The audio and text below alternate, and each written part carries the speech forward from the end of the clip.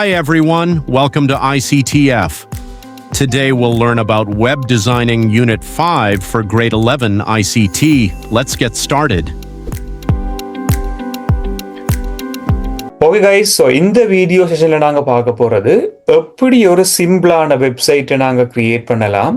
அந்த சிம்பிளான வெப்சைட்டை கிரியேட் பண்றதுக்கு என்னென்ன டூல்ஸை நாங்க யூஸ் பண்ண வேண்டியிருக்கும். இந்த சிம்பிளான வெப்சைட்டை கிரியேட் பண்றதுக்கு HTML என்ற லாங்குவேஜை நாங்கள் எப்படி யூஸ் பண்ணலாம்.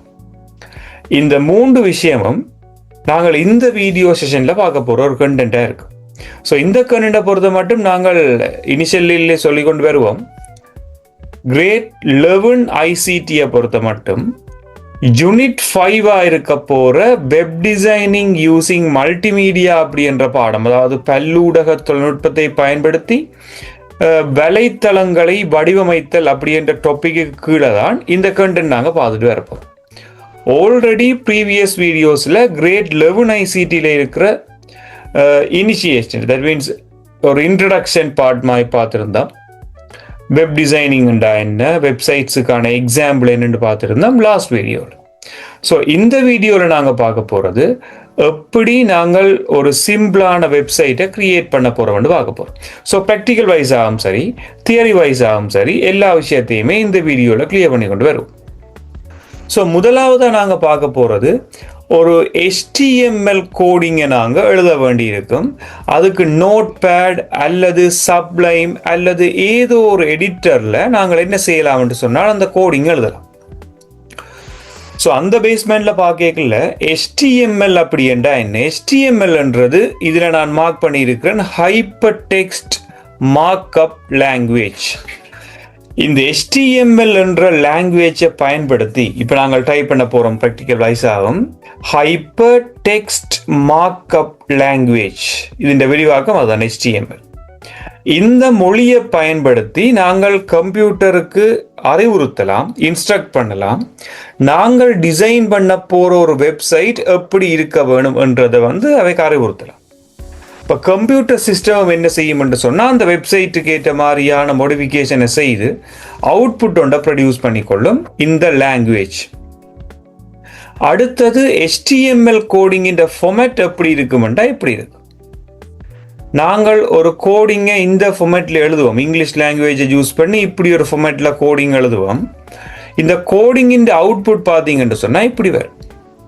ஸோ இந்த கோடிங்கின் அவுட்புட் எந்த இடத்துல ஓப்பன் பண்ணி பார்க்க போகிறோம்னா ஒரு ப்ரௌசர்.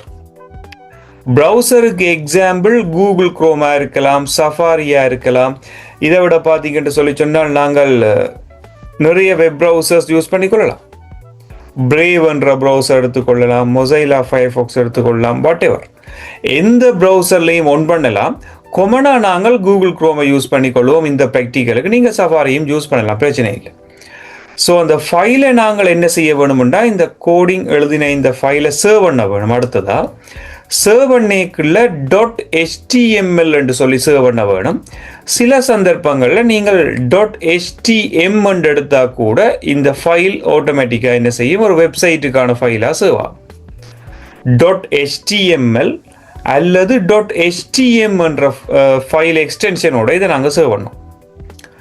ஸோ எக்ஸாம்ஸில் எங்கள்கிட்ட கேட்கலாம் HTML ஃபைலின் ஃபைல் எக்ஸ்டென்ஷன் என்ன, கோப்னுட்ஸ் என்று சொல்லுவோம்.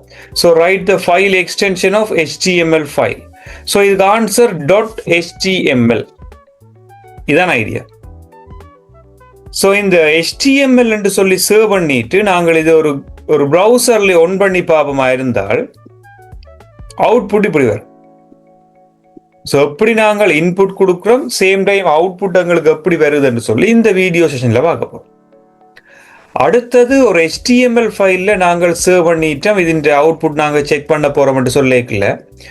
HTML கோடிங்கை நாங்கள் எழுதுறதுக்குன்னு சொல்லி சில டேக்ஸ் அவைலபிளாக இருக்கும். டேக் என்று சொல்ல வாரது கோடிங்கின் அமைப்பு, அதாவது உள்ளடக்கங்களை எந்த டேக்குக்கு இடையில எழுதலாம். ஸோ இதெல்லாம் நாங்கள் ப்ராக்டிக்கல் வைஸாக பார்க்க போகிறோம். ஆரம்பத்தில் HTML என்ற தொடக்கத்தோடு இந்த கோடிங்கை நாங்கள் ஸ்டார்ட் பண்ண வேண்டியிருக்கும். அது தொடக்கத்திலையும் முடிவிலையும் HTML போட வேணும். பிறகு ஹெட் என்ற ஒரு டேக் நாங்கள் பாவிக்க வேணும். ஹெட்டுக்குள்ள மேபி டைட்டில் என்ற ஒரு டேக் பாவிச்சோம்னா டைட்டில் பார்ல அவுட்புட் வரும். பொடி என்ற டேக் கொண்டு பாவிக்க வேண்டி வரும். ஹெட்டிங்ஸ் யூஸ் பண்றதுக்காக H1ல இருந்து H6 மட்டும் நாங்கள் இதை யூஸ் பண்ணலாம். ஸோ இப்படி நிறைய டேக்ஸை நாங்கள் யூஸ் பண்ணி கொண்டு வரலாம். இது ஒரு டாப்பிக்காக இந்த இடத்துல நாங்கள் பார்க்கலாம். So that's it. ஸோ இப்போ இதுன்ற தியரி வைஸான சில எக்ஸ்பிளனேஷன்ஸ் நான் இங்கே முடிச்சிருந்தேன் இந்த ஸ்லைடுக்கு தேவையானது. பட் இதை ப்ராக்டிக்கலாக பார்க்கல தான் எங்களுக்கு ஃபுல்ஃபில்லாக இந்த வெப்சைட் எப்படி டிசைன் பண்ணலாம்ன்ற ஐடியா வரும். ஸோ என்னட்ட இருக்க போகிற எல்லா விண்டோவையுமே மினிமைஸ் பண்ணிட்டு கொமனாக நாங்கள் என்ன செய்ய போகிறோம்டா இந்த இடத்துல ஒரு பேசிக்கான ஒரு டெக்ஸ்ட் எடிட்டர் ஒன்று பண்ணுவோம். நீங்கள் நோட் பேட் என்ற டெக்ஸ்ட் எடிட்டரும் ஒன் பண்ணலாம். பட் நான் இந்த இடத்துல என்ன செய்யறேன்னு சொன்னால் சப்ளைம் என்ற எடிட்டர் வந்து ஒன் பண்றேன். ஸோ இது ஒரு ஃப்ரீயான ஒரு எடிட்டர் ஒன்று தான், சப்ளைம் என்று சொல்லிக்கொள்வோம். SUBLIME.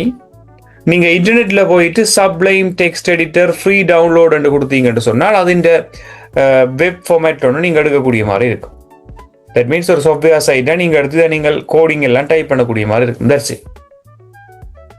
ஸோ இந்த இடத்துல நாங்கள் இந்த சப்ளைம் டெக்ஸ்ட் எடிட்டர்ல கோடிங்கை நாங்கள் டைப் பண்ணி கொண்டு வர போகிறோம். That's it.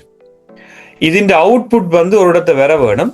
ஃபர்ஸ்டா கோடிங் கொண்ட டைப் பண்ணி അതിന്റെ ഔട്ട്പുட் எங்க வருதுன்றதை பார்த்துட்டு பிறகு நாங்கள் ரன் பண்ணுவோம். ஸோ முதலாவது லைன்ல நான் சில விஷயம் டைப் பண்ணி கொண்டு வர போறேன். ഇതിന്റെ ஃபோண்ட் அல்லது வியூவை நான் என்ன செய்யலாம், இன்க்ரீஸ் பண்ணி கொண்டு வரலாம். அதை நான் இன்க்ரீஸ் பண்ணி போய் டைப் பண்ணி கொண்டு வரேன். ஸோ முதலாவது என்ன செய்ய போறோம்னா இந்த கோடிங்கில் இனிஷியல் ஸ்டெப் HTML அப்படின்னு டைப் பண்ணுவோம். ஸோ இந்த HTML டைப் பண்ணி எங்களுக்கு என்ன நடக்கும்னு சொன்னால் அவுட்புட் வந்து எங்களுக்கு எப்படி வருமென்று ரன் பண்றதுக்கு சர்வ் பண்ண வேண்டி இருக்கு. ஸோ ஜஸ்ட் ஒரு டெக்ஸ்டா தான் எங்களுக்கு இந்த இன்புட் வந்து இருக்க போகுது. HTML என்று சொல்லி நான் இதில் டைப் பண்ணி இருக்கிறேன். ஸோ இந்த கோடிங் உங்களுக்கு பார்க்க ஓகேயா இருக்கு. ஸோ இதுன்ற ஃபொண்ட் சைஸை கொஞ்சம் இன்க்ரீஸ் பண்ண ஓகேயா இருக்கும் உங்களுக்கு. ஃபுல் ஸ்க்ரீனுக்கு மாற்றிக்கொள்கிறேன். ஸோ இதில் வியூவை நாங்கள் என்ன செய்வோம், ஒரு கொஞ்சம் சைஸை கொஞ்சமாக கூட்டிக் கொள்வோம்.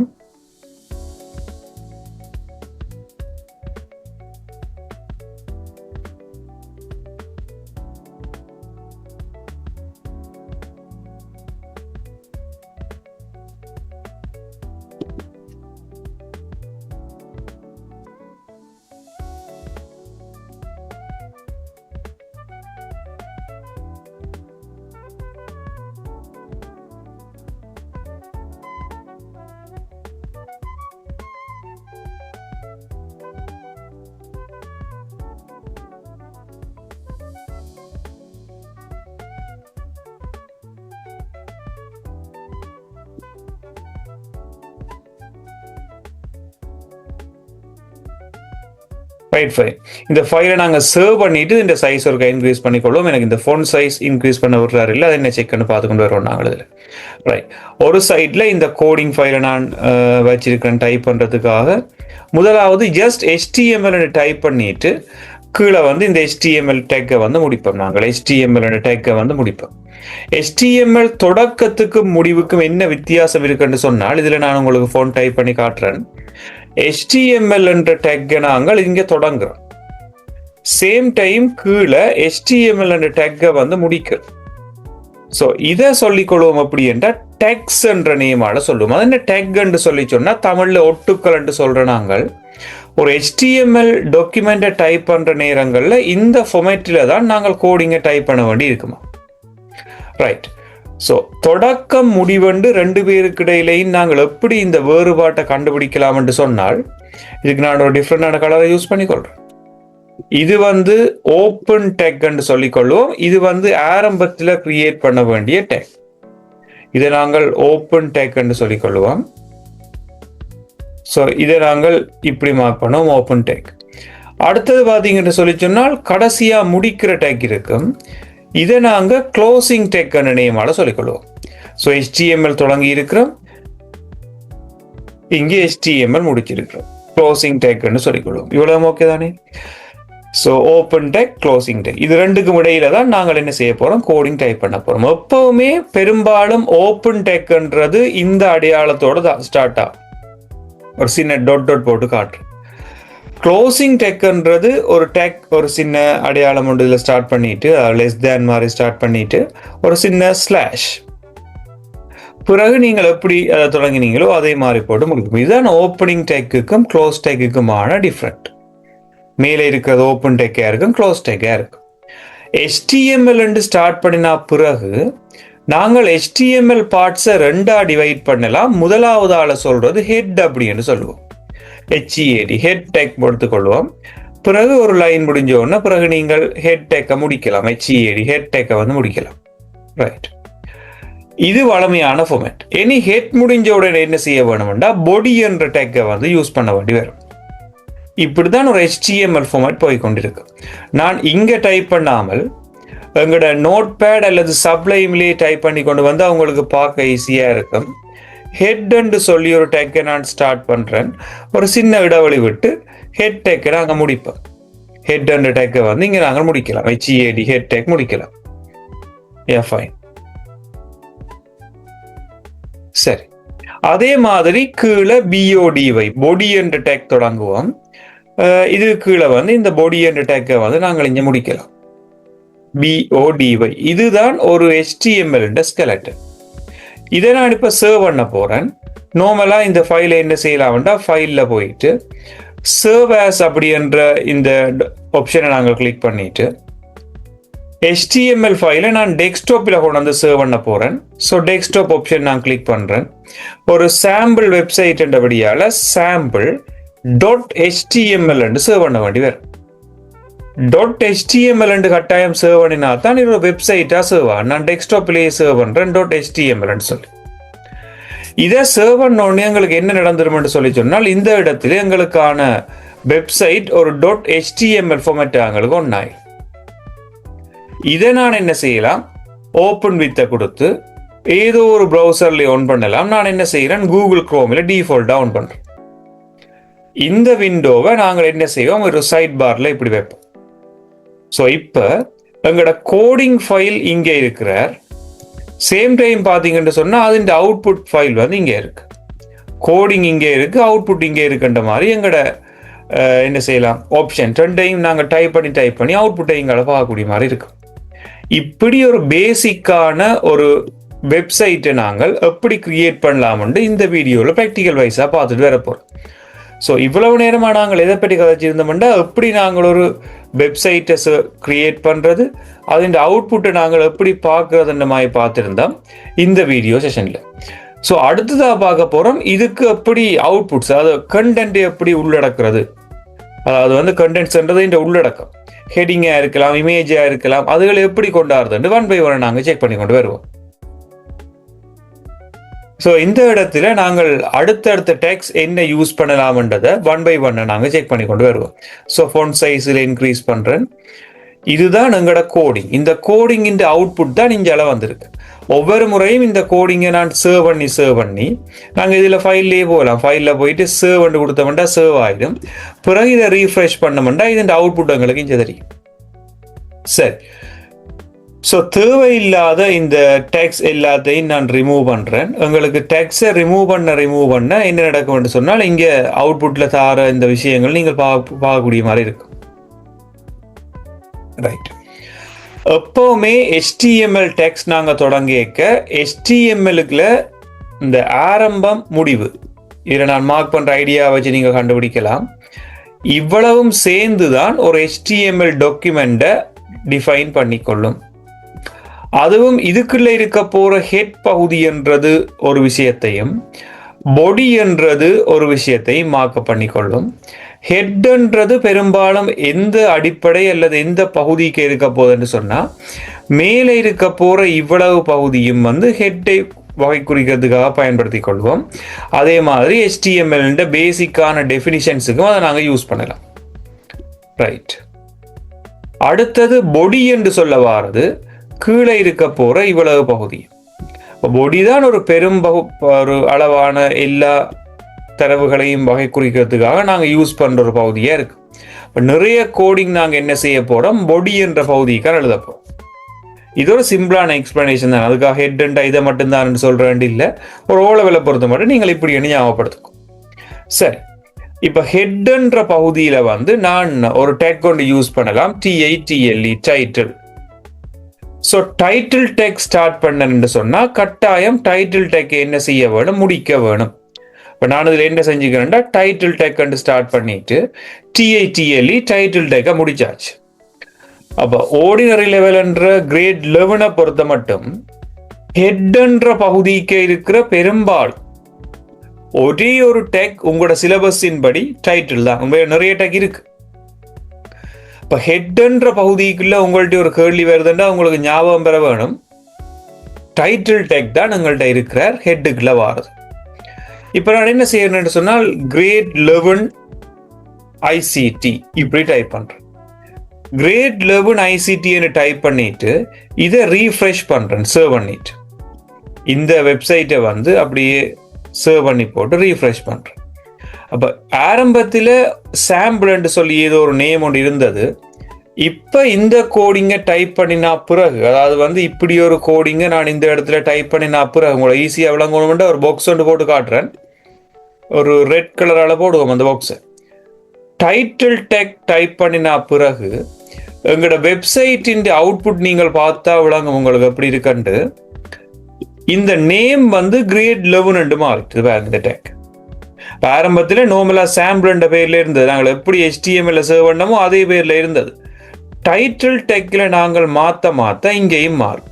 நீங்க வேணும்னா இங்க கிரேட் 10 ICT என்று மாத்திட்டு சேவ் பண்ணிட்டு ரன் பண்ணி பாருங்க, இங்கேயும் கிரேட் 10 என்று மாறும். அப்படி இல்லை நீங்கள் வேறு ஒரு வெப்சைட், இப்ப சாம்பிள் வெப் சைட்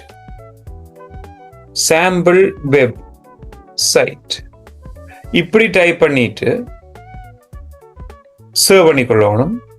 சேவ் பண்ணிட்டு என்ன செய்யும், ரன் பண்ணுவோம், சாம்பிள் வெப்சைட் மாறிட்டு. டைட்டில் டேக்ன்றது என்ன செய்யும்னா ஒரு வெப் ப்ரௌசர், அதாவது வெப் ப்ரௌசர்ன்றது கூகுள் குரோம். இந்த கூகுள் குரோம் இந்த பார், இந்த மேலே இருக்க போற பார் ஒன்று இருக்கல்லோ, அதை நான் வேண்டாம் பாக்ஸ் பண்ணி காட்டணும் உங்களுக்கு. இந்த மேலே இருக்க போற இந்த பார் எப்படி சொல்லுவோம்னா டைட்டில் பார் என்று சொல்லுவோம். டைட்டில் பார் சொல்றோம். ஒரு வெப் ப்ரௌசரின் டைட்டில் பாரில் வரப்போற நேமை ஐடென்டிஃபை பண்றது டைட்டில் என்ற டேக். இது தெரியும். அப்போ வெப்சைட்ல இருக்க போற அந்த நேமை ஐடென்டிஃபை பண்ண போறது டைட்டில் என்ற இந்த டேக். இது தெரியுதோன்னு பாருங்க. இங்க சேஞ்ச் பண்ண இங்க உங்களுக்கு நேம் வந்து மாறிக்கொண்டிருக்கு. இது முதலாவது உங்களுக்கு தெரிய வேண்டிய ஒரு HTML டேக்கா இருக்கும். ஸோ இந்த இடத்துல பொடி என்ற பாட்டுக்குள்ள வருவோம். இந்த பொடி பாட்டுக்குள்ள வந்தோம்னு சொன்னா இந்த வீடியோல நான் படிப்பிக்க போறது ஹெடிங். H1 என்று சொல்லி ஒரு டேக் கொண்டு பாவிக்கலாம். H1 டேக்ல என்ன டைப் பண்ண போறேன்னு சொன்னால், நான் இதுல வெல்கம் டு அப்படி என்று சொல்லி நான் நார்மலா ஒரு ஹெடிங் டேக் கொண்டு போட்டுக்கொள்றேன். ஸோ இந்த வெல்கம் டு என்ற ஹெடிங் டேக் போட்டு சேவ் பண்ணிட்டு இதை ரன் பண்றேன். ரன் பண்ணிக்கல எங்களுக்கும் இந்த வெல்கம் டு என்ற இந்த அவுட்புட் வந்து இங்க வந்திருக்கு. ஒரு நார்மலான வெப்சைட்ல வெல்கம் டு என்ற ஒரு பிளாக் கலர்ல போல்டா வந்திருக்கு. H1 போட்டதுக்கான ரீசன் ஹெடிங் லெவல் என்று நாங்கள் சொல்லிக்கொள்ளும். H1 அதுல முதலாவது லெவல். எப்பவுமே H1 தான் சைஸ் கூட. ஸோ வெல்கம் டு அப்படி என்று போடுறேன். ரெண்டாவது லைன்ல H2 சொல்லி போடுவோம். ஸோ H2 முடிச்சுட்டு H2 என்ன செய்யும், தொடங்கி முடிப்போம். Welcome to our official website. So H2 போடாமல் நான் H3 போடுறேன். இதை சேவ் பண்ணுவோம். சேவ் பண்ணிட்டு நாங்கள் என்ன செய்வோம்னா ரன் பண்ணி பார்ப்போம். பாருங்க, வெல்கம் டு அவர் ஒபிஷியல் வெப்சைட்ல வெல்கம் டு வந்து கொஞ்சம் பெரிய ஃபொண்டா இருக்கு, அவர் ஒபிஷியல் வெப்சைட் வந்து கொஞ்சம் சின்ன ஃபொண்டா இருக்கு. அப்ப என்ன நடக்குதுன்னு சொல்லி சொன்னால் H1 இருந்து H6 மட்டும் நீங்க டைப் பண்ணலாம். இப்போ உதாரணத்துக்கு இது கீழே நான் உங்களுக்கு ஒரு எக்ஸாம்பிள் மாதிரி டைப் பண்ணி காட்டுறேன். H1 டைப் பண்ணிட்டு H1 வந்து HELLO ஹலோ, ஜஸ்ட் இதை மட்டும் நான் சேவ் பண்ணி ரன் பண்ணி காட்டுறேன். பாருங்க, கீழே ஹலோ ஒன்று வந்திருக்கு. வேணுமெண்டா இப்படி செய்யலாம். இந்த HTML நான் இவ்வளோத்தையும் டேக் க்ளோஸ் பண்ணிட்டு H1 டைப் பண்ணியிருக்கேன். இனி H2 டைப் பண்ணுவோம். H2லையும் திரும்ப என்ன செய்வோம், ஹலோ ஒன்றே டைப் பண்ணுவோம். ரெண்டையும் சேவ் பண்ணி ரன் பண்ணா முதலாவது ஹெடிங் 1 கொஞ்சம் பெரிய ஃபொண்டா இருக்கு, அதே நேரம் ஹெடிங் 2ன்றது அதை விட சின்ன ஃபோண்டில் வந்திருக்கு. பிறகு H3 டைப் பண்ணி பார்ப்போம். அதே ஹலோ தான். ரைட். அதே மாதிரி H4 திரும்பவும் அதே HELLO ஹலோ. ஓகே.